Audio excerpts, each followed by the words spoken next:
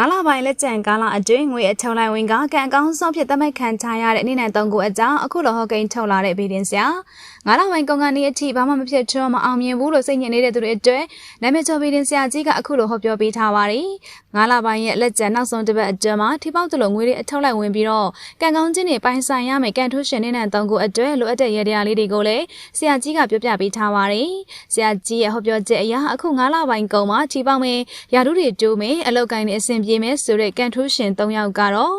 နံပါတ်3တနင်္လာသားသမီးများဒီနှစ်ပတ်အတွင်းမှာတနင်္လာသားသမီးတွေရဲ့စိတ်ကတည်ငြိမ်အေးဆေးနေပြီးတော့အလောက်ကိုင်းအခွန်လအသက်တွေကိုဖန်ဆုပ်နိုင်ပါလိမ့်မယ်ရှင်။ကန်ဆာတာအရာတနင်္လာအနံ့နေအားကောင်းနေတာကြောင့်တနင်္လာသားသမီးတွေအနေနဲ့ကြီးပွားတိုးတက်မယ်၊ယာတုတိုးမယ်၊အစီအပြေနိုင်လိမ့်မယ်ဆိုပြီးတော့ဆရာကြီးကဟောပြောပေးထားပါတယ်။အထူးသဖြင့်အလောက်မှာအခက်အခဲတွေပြေလည်သွားပြီးတော့ငွေကြေးပိုင်းမှာထူးထူးခြားခြားဝင်လာနိုင်ပါတယ်။ကိုပိုင်စီးပွားရေးလုပ်သူတွေအတွက်လည်းလက်တကားတွေပွက်နေတဲ့အချိန်ဖြစ်ပါတယ်။တနင်္လာသားသမီးတွေကမိမိမွေးနေ့မနက်9:45မိနစ်မှာအစီရင်လုပ်ပြီးတာနဲ့စိတ်ထဲမှာငါးစီကိုအေးချမ်းမှုနဲ့အကျူငွေကြေးတွေစီဝင်လာပြီးလို့အာရုံပြုပေးပါ။တနင်္လာသားသမီးတွေအတွက်ကံကောင်းစေတဲ့အယောင်ဖြစ်တဲ့အဝါရံအဝတ်အစားဒါမှမဟုတ်အဆောင်လေးကိုကိုယ်နဲ့မကွာစောင့်ထားပေးဖို့အတွက်လည်းဆရာကြီးကအမှားကြားထားပါတယ်။နံပါတ်2အင်္ဂါသားသမီးများအင်္ဂါသားသမီးတွေအတွက်ကတော့9လပိုင်းကုန်ခါနေ့အခုအချိန်ခါကာလက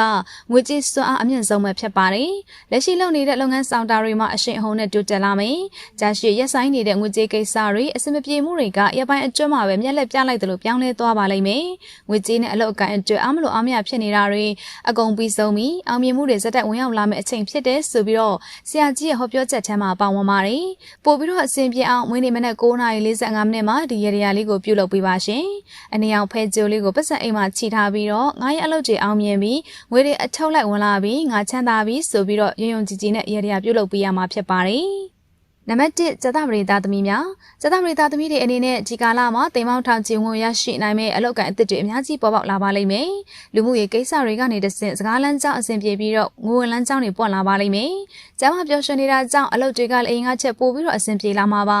အခု9လပိုင်းကုန်ခန်းဒီအချိန်ကဇတပရိသသမီးတွေအတွက်စိတ်ထဲမှာရှိတဲ့စီမံကိန်းတွေအကုန်လုံးကအကောင့်ထဲပေါ်ဖို့အတွက်အကောင်းဆုံးအချိန်ပဲဖြစ်ပါတယ်ဇတပရိနေ့မနက်9:45မိနစ်မှာဒီရတရားလေးကိုပြုလုပ်ပေးပါရှင်